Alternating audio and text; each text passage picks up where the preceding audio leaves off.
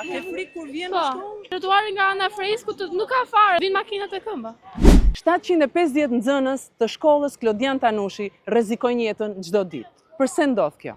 Kjo është një nga rrugët që fëmijët duhet të ndjekin për të shkuar në shkollë, dhe jo vetëm ata, por edhe prindrit dhe gjyshërit të cilët i shoqërojnë fëmijët. Si shkojnë makinat tuaj?